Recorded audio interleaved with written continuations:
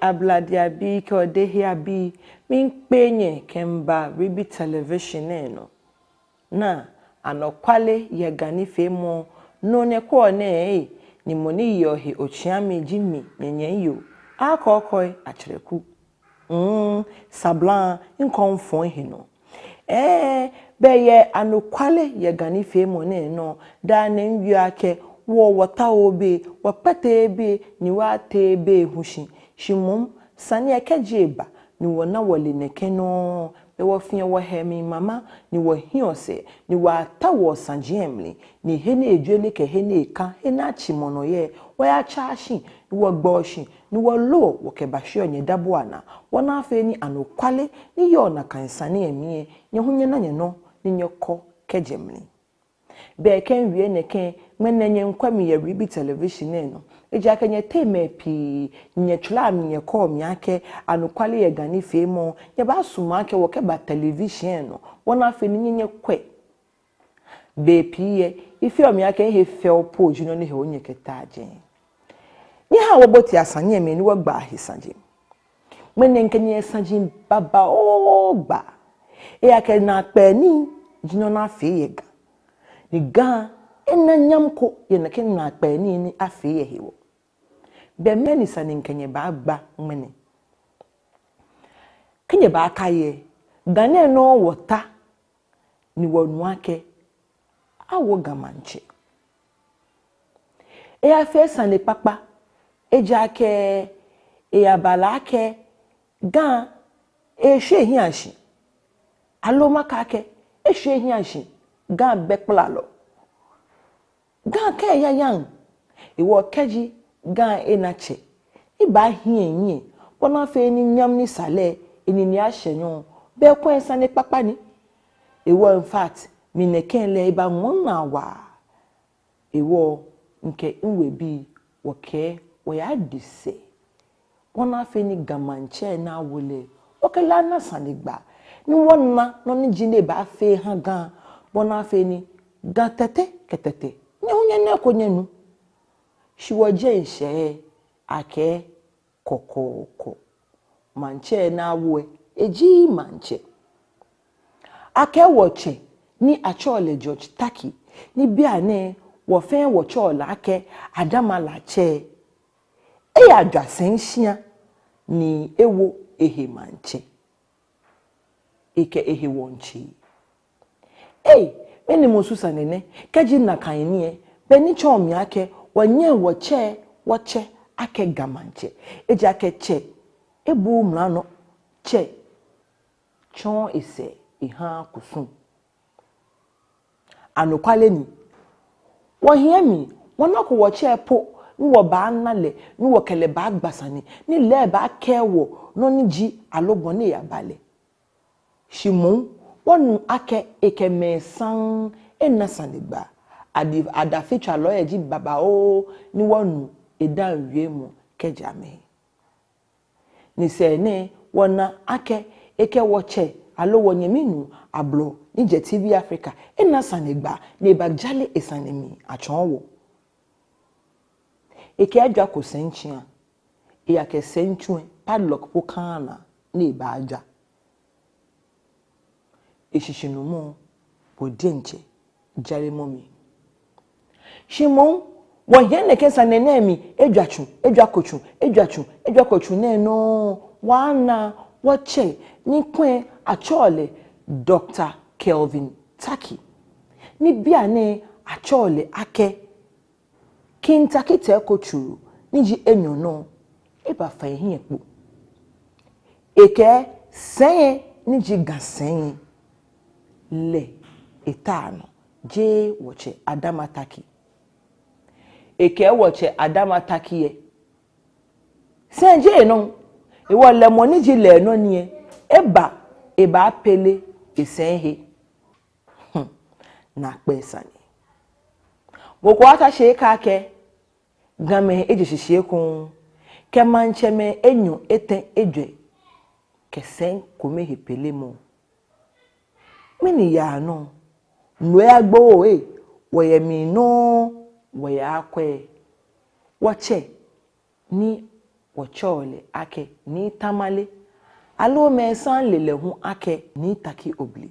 le hu ejie ehie ekpo ye sen komine no hewo apelehe ate aba kemake ja secheme hu pele amenohe ewo be eya bale ake be moniji gan fen ja seche le to manche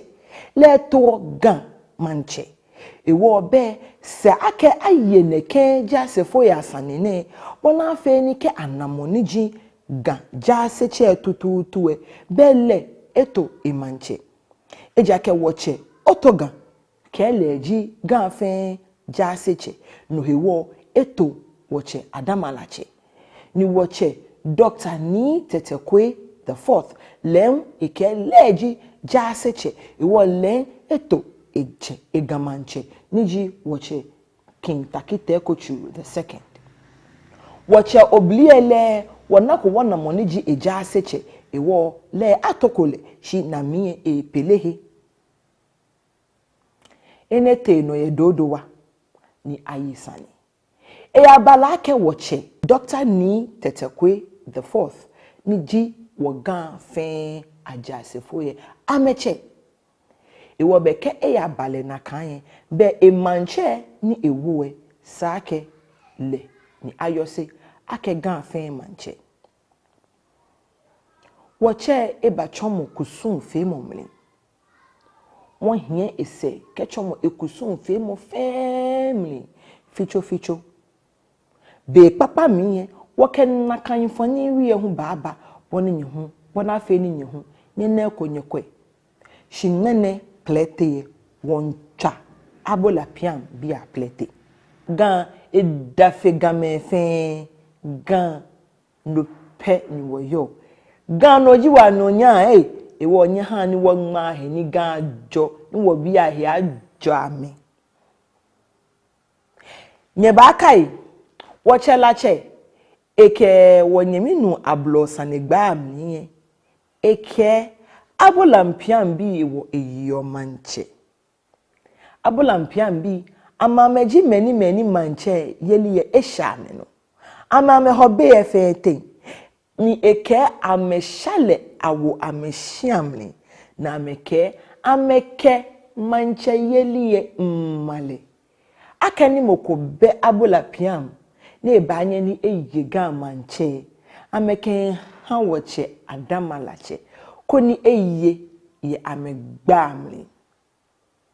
eke no hewo na atole manche ewo kaji nyaache Adama Latse ake King Adama Latse alo manche Adama Latse be eji ake ye Abola Piam ni eta Abola Piam sho no ni eke ye emanche bekwen sane papa ni eya kekeji eshame no na mebe moko na me amamoko eya mi na kan no shinye boa no kotoe ho ni hone ji ochi enyo ni Abola Piam We mfo wo fe nini ake amensha amenyeminu nkokenwo amehyiame bona afe ni eba yi manche ameke ameyose ake amenyeminu nko le esa manche yeli eyake amehyiame amebe manche na meba awo nimpo amempele ni ahe amehia court ni court kokra be ni ba aka akeshi heneshe beninya bio ni anya awo anya manche iwe isaka ameke manche yeli ameke mamuko bona afa ni manche yeli enye ebano ni gan ena ehia enyelo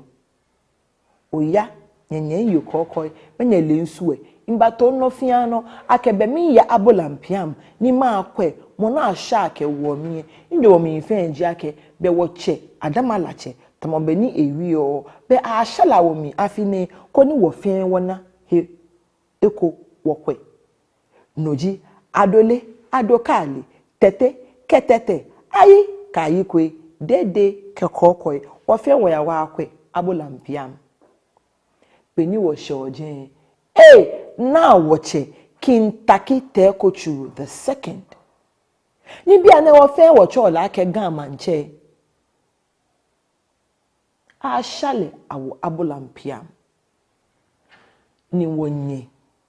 Aawon Ayeley ni leji piam bi awo yowe le damoshi ne chuo ne kekusun ne je kome shiwo che taki obli kenya akaye nka enyenoko ake len egbeyi na peli organ sen ye len efata Aawon Ayeley piam bi baba o wekunu pai ke wekume fe ebolishi anokwale sande efemi na akpe shimun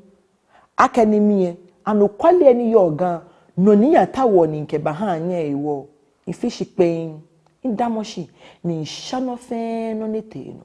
njie ekomepo kejemle ejake ile ake bohu no tashia no ko ne obasumu no na no fe no beni kashia ha kenye babo te piam ni wobaya ni waya kono neteno nyese ho ne shimu keji wote ni wa akwe ni woba na sane gba fi okoye ejake efe na akpe ake piam bi ne no amesha woche Adama Latse ewa ameshia mi ne ba ye manche amene no amesha woche Dr. Alo biane wakaka King Tackie Teiko Tsuru the second ke wo ameshia mi mena mechon many amefio nye ha wa akwa no nete no ye piam ke wo kuse wo ba na hisane gba Ago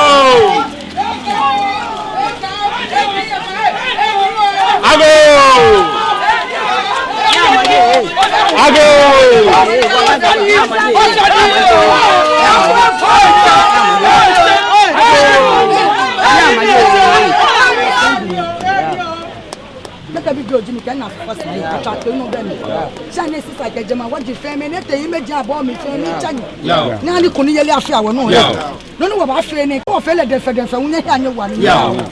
Wọ́n pa kọ́mí àmì bíi fàáyì wọ́n pa sísà ìfà wọ́n pa jẹ̀mọ̀ wọ́n jìyà fàáyì náà mi lè jà mí wà fúlọ̀ bá náà mi fẹ́ sùn ẹ̀wọ̀n mi wọ́n jí gan ẹ̀kọ́ kúrẹ́ abẹ́ ẹ̀kọ́ wọ́n ò jí gan wọ́n pa kẹ̀jẹ̀ lánàá kẹ̀jẹ̀ àṣà kẹ̀jẹ̀ àṣà náà gbẹ́bọ̀ káfẹ́ náà yẹ abu àwọ̀ wọ́n wọ̀ wá fẹ́ ni mi sábò mi wọ̀ ní Tackie òbíwé mi sábò ní sábò ní mi sábò kọ̀pẹ́nyá mi sábò kẹsàdé mi sábò ní sàájọ ní ìyá pẹ́ wọ́n tún dàkẹ́ wọ́ọ̀dẹ̀ ní gánú wọ́n tó kẹ́ wọ́ọ̀dẹ̀ wọ́n tún náà bá yẹ gọ́ọ̀dọ̀ bá wọ̀ gẹ́gẹ́ mọ́ Poye, Nana Yami, no Bahale Mamma Papa, Nekabui, in Lakaba no Bakani no Come, or Hebokan in the edge. Well, later, one tower come fable, no was she a fair come, as an egg drop. If you are a son of my egg drop, what you got about no Tuesday, no Kahami. Come back and make up a fair thing. Someone is Sabo, not a toast on me. No family by you, like Mantse Dolly. Or not, never forward teaching. Young, funny Sabo, Miss Sabo Command, Miss Sabo Company, Miss Sabo Noya woman who are yourself. Let me know my family by walking about you and never cost up over you, never told them. Let a correct for me and one of them. This is Johnny Black. Okay, Mantse Blue. I feel come. I know. No, look at friend. Your mama watch it. Got a funny about you. I love you. That's why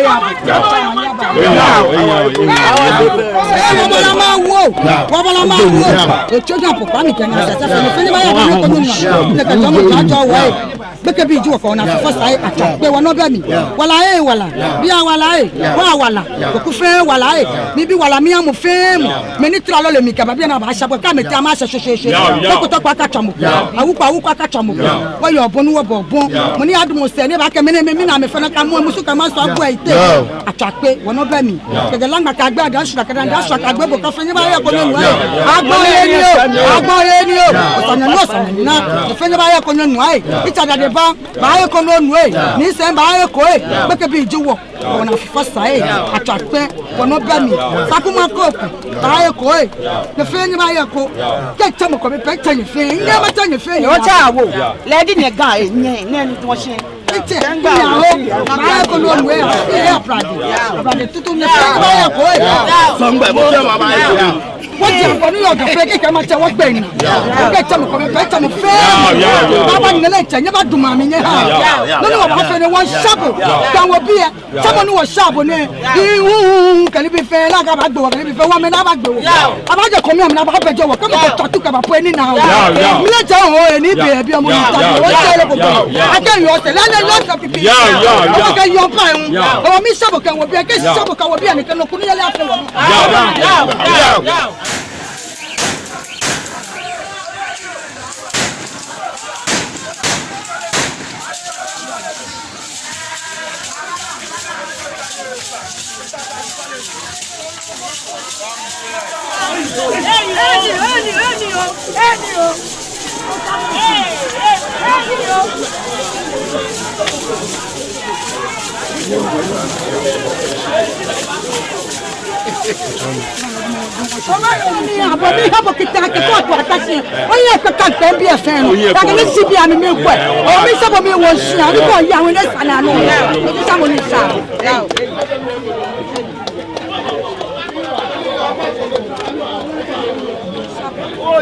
Me sabo kan ni Tackie Teiko Tsuru.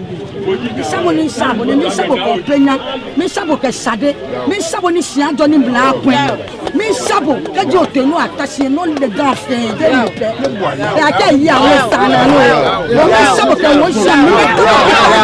ko ni kan bo ni pe ni owo pe mi fe ke ti fe no pa no sa. Asene fe gba. Amo asene na. No sa bi e won. No sabo na cho so. Chama le.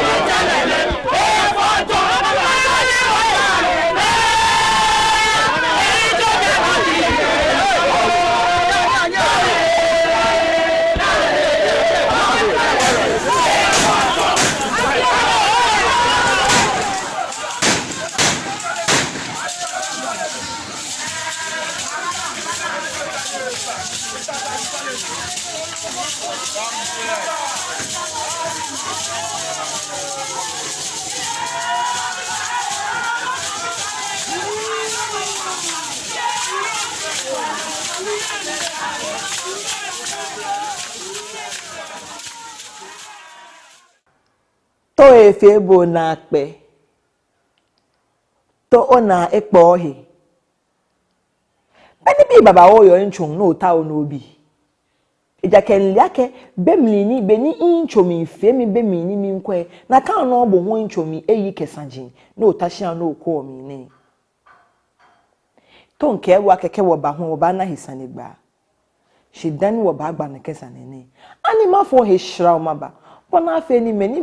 ni piami alo ame supporter ne kenu chumone ame hu watwa me hia da fifi o mi ya maba kaya heko wa baba shra aye sakumokrate nakole awoyo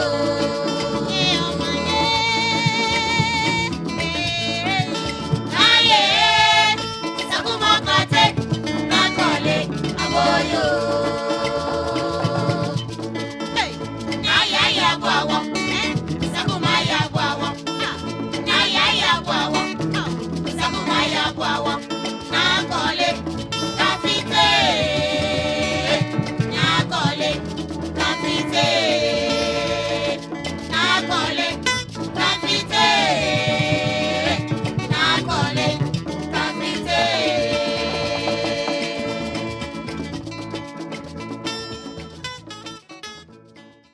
be dani wo ba ya ni wa di many me here inse alo support or channel ne wote wa kwa infoniriku ni nkenya ake be ni nya akwane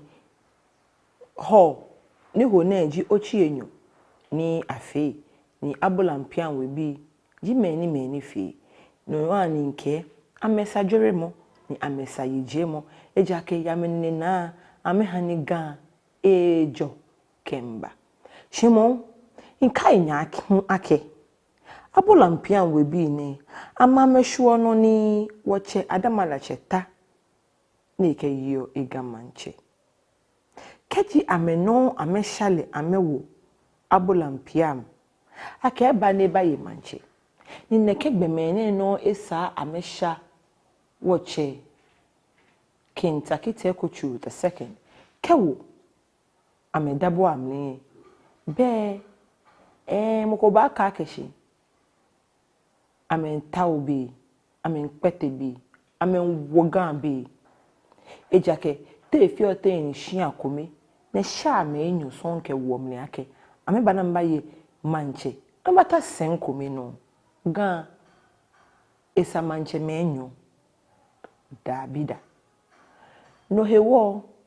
akeni na akokoi anokwale no pe dinoni mie insumo ewo nchi mbenke Aawon Ayeley ejimoni isha woche Tackie Teiko Tsuru the second kewo ameshiamli mbila ke Aawon woche Adama Latse kenye shale nye wunye shiami ni ba yi manche ni no hewo ni yo manche nye hunye no nye sa nye sha woche Tackie Teiko Tsuru the second kewo nye shiami nye kenye ngme manche yeli ehinye hale many hani nye feel nuku neke nye buano ni Aawon Ayeley ke mitwe tani woke wosanji ne aba na agbe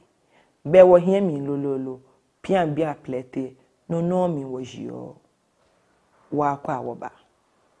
ni won to wo bia ke bo no jimo no Latse wo hia na elo o fa ni mi gbabo fai inye mi gbabo fai ni pele fai mi gbabo wala ni se ke fai o fa ni mo no twa ba yi mi pepele ya bia na so pepele de se bia de ka yin ma ya report to police station ka jan igiye bibi bio ni manya saku dumo masane yi wo pepele ka manya saku to police station wa fa keda no se ba bia ni me wo shakole bia ni je wa yo ni tabia ni shakole ni twa ka ye manje awo e wa ba ye manje do odua ne ba ye manje kuma se je ye ya kuma ti e ka wo shakole tonu Aawon Ayeley eke eshaku woche Adama Latse ke woko Piam ni le eyi tichi eke leji woyo nupa ni yo Piam ni keji moko asha moko kebote amedabo amni le sake esha na kaimo she shakole tonu kwa ke le na ke pepele fen jile be mi na asha pepele eke lehe ko ewo be moni le edamoshi ni eshale ke wo Abola Piam We le peji Tackie Teiko Tsuru the second ni nohue anokwale jiake adafichalo ohun wa akweko mo fi amo eneko ewo ba anye wo yose ni wo ye ehudase ake anokwale asha woche Tackie Teiko Tsuru the second ke wo Abola Piam We no ni wo ba anye he udase wo ye agbene hama bin sajin maji shishi keje Piam We bi ade inye me nye bomoden tombeni nke nye sanyanyara nye sayijemo nye sa dweremo shinye ma bi anye ani neke manche yele ni nyeke ha woche nyenya ninye ame nikeji nyeke nye na mokwe woche tashi no benye baje nye po ake nye he nye manche yeli alo nyeng mehe nye hale ni eye kaya ya nanu eye kaya shibemi ni wo che denche be baashe bona fe ni gan anye ni edamoshi tamoble makolo mmemo ne ni nyeng mehe noko yese nye wie kenya twin fan nye de fan nye no fiana nye ken support le nye ken yes nye mpiale ne ye manche shisane bi moe anokwale pen water wo ye gan ni wo ho ka wo himme ba yo se ekune wo sumo ni wa anu aka ka piam bi eteshi ekon afine no nye ke ha wo che Kelvin alo nye ke ha wo che Tackie Teiko Tsuru bia ne obanye wo chele Tackie Teiko Tsuru the second kehiwale keheka akega wo ho wona he nyelo nye ha ni wo ke no nye fe ni aya na agbe wona afi kaji akega ake piam kaji awie gan he fel koe ache piam we bi woche George Tackie inche mimba manye iliake anukwale ye gani fe mo ne e ya shon no hewo o kwami amonto ne inche ye hishiba mlinfe mabibu ake keji oke Abola Piam We bi jimeni me ni shabu awu ameshiamni ni ameba mabu ake obaye manche oha me benche onu ekoe ameka amelebo amesha kobo ho amewo ameshiame ni nche ona ho ake amesha woche Tackie Teiko Tsuru ke wo ameshiame ameka leji gamanche le sayeli ewo eye imanche ani onmehe ohale ye hijolemlin lo bona fe ni nti ekomi egami etechemi ejuni eyeni baba o ne hani gan shu ehin ahie ese afo nche ko hie gan omuso ehabo lo bikan bi ni wo hie gan wo hie nyamfe ta no ne sa no pe akewo akewo inche here ni bi ni esa keje wopo akewo ni yake wocha mo awu san abi e wonche nsa ne komepe ne noji ake wache George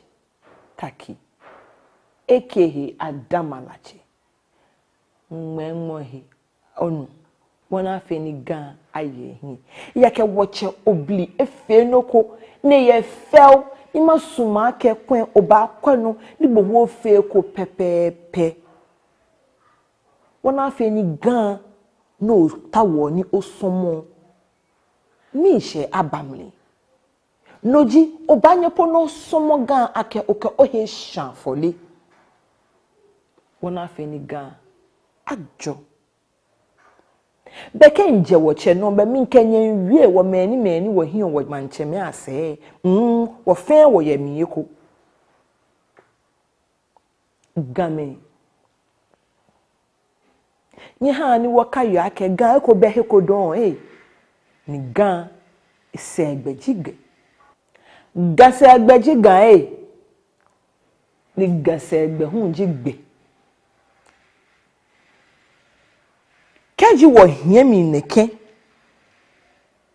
ni wo ba hie manche mase wo ba no wo ba komo wo he wo ba yi wo he wo ba ja wo he wo ba fite wo he wo ba gbe wo he be wo ba tan ye ga shushu wo sishi e ba shan ni beni wo ya ale ni wo ba to wo che no wo kesan ne wo mo wo he wo no wo mi nkokoko wo wie yake wo no wo fio da na me kroko mani fio e wo ke wo hie le neke be da na wo ba na me wo ke wo ni ga ba gbe shimo wo seko ke wo fe wo gbo ni wo te alo wo fe wo gbo ni wo te Wabi wanabi ke wo hoi amenye ba wushi na mesusuma abi wo sanni te wo hye ogan wo ha meten ga te wo fi oleten kaji mena pian we bi ke woni wodamoten woji probleme woji sajin wo mehe wo ke wo che Tackie Teiko Tsuru wo ken hale wo ba piale wo ba wale wo ba nyese bona fe ni gan ajo be wo fe wo hani ejo koni gan akoy mama papa shi pian we bi amefe ni ye fel ni masuma ke wo fe ye wo hia giamlempo wo ba kase efe mo bona fe ni kesa ne ba wo lehememo ko kwe no nyamio okele mpele ni ahe shi hene hye enijin ekofo no alo egba ekofo no menwo he ohale no gwale alo kela cha ya nye fe nye twa nye fe le shikomi na fe fel biambi nye fe ni na fe nye fe kono na fe akenyo nye fe ehin nye fe no ni mokobole akenye ba fe nye bomoden ni gan ba chenye gbe dane mi na kokoi achireku dane mma chenye gbe keji akega mma ke piambi ni fe ye ke je nyenkunle kan ya belolo akan a pele helolo macho hegbene no ni nke dawoche Tackie Teiko Tsuru the second hushi akeye no ni te no ke ya ke ba na efe anu kwale ke moko enue etwa mi na eke mi nnuko egbe nnuko aka ke ejemoko etimoko alo ya wie neke nli ake na mi epele se hemone hie bomode nche ohani wana ake ka ke olupa yelie ayolo jogban ni hienye lo efa egbe ami nkeke obomoden ni nuncho ajobu ni wa soli ake be ni wona le bia ne eyale na kan pepepe shishinu mo ne ba ebale na kan no ke ya na no bona afe ni kaji oya hie wo hie ake game ono hie wo hie ojogban wa pabo fai ake be mi no tasen mi ake ga afe che kai mo oshiwo lo ke wo pian biye no kai oshiwo hu no ke wo ake game kan ni wo hie pata kokoko be fe be keji game ya chebwe wo che kai mo ake wo hie no hie ni nche keji ote ya hu ke fe damomo shi no chon se no kwa ko biye fe ko hie se lo meni mekebo na ke meni mekebo na ko fe nche me wo fe no ke wa hie hani wo hio se pepepe be fe be mi be o chomo se bo ko ni ne nkwo se ake wo mo oni ne mi pen lo wole ake paradesu je no no ke wo ba hye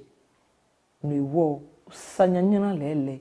abia soma oyiwala don ake okwe ni twenjole ebaga au ablade abi ko dehi abi ke unhe se ni ntanya hie ne ke be fe mitamon ka shinye po shi be ni fa keji wana me ni ba wa ye ne ke nu twumo ne no be obanye wana be baba o ni wakanya gbasane ni gan wo gba hesane ojogban keji o ta oni o wa wo ni fe mo ni be 0500 161769 0500 161769 noji boy no ba cha no ke wo ba na sanigba bona fe no ko support o ke ba no ke ba wa wo ni fe mo ni no wo hu wo ke wo he wale awa ni akecha gan ke machine agbene hu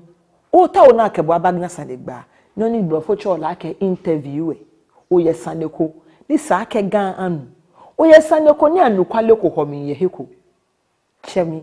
maba ni nke baba na ne ke sanigba ni ona fe nitka tete ho anu eko keji eko le party yala program fe ko no tawoni abanaba kwan abakava habuwe ko twa ne kan yi boy ne ni nke fon shin omuwe wibi tv bi baba alo keji okwe o tv eshishin alo phone eshishin o na ke yi boy ke ni bi ko meni tabofo chola ke advert ko me onho yejeme wibi television bi amefi ofen wibi multimedia amefi ofen ko ni ameno oji meni amemmoimi ni nke no twimo ne hu ba no hiwo chame ame baba odabo ani amaba babo no fen no ba fefew shinani machine maka nya ke wibi television no no nyo ni anukwale ye gani femu nyeko anukwale ye gani femu ne nchohie nke enye wopata bi wotawo bi hena anukwale ye ikan ye sajiame no ni wako jen woya ni wakpiti wa gboshi wo lo ke ba sure nye hin wona afi ni nye no ni yo mi nyeje e wo ihio ya ke ngbene no ni wagba hisanene ke no ni nye no ni nye nufe nye de nche nya aje nya anukwale kajemi na anukwale kaje okwe anukwale ekomepe ka afọ ohia aka oye menese oye bi iwo ba angamo imo hwa anukwale no no gbega keke na kangbomo wo ba samabo benyemi yo na kokoi achireku mini iyo he ochiami akenuga ihe nwomi ụmụ no ba anyem yo chose ye ga mi twami mmaba ni ochon mi ga wie mu be kenya na mi ekunwe jaju cha ni omani ebla ofe nyeke wojno Aye, sakumo krate, nakole, awoyo.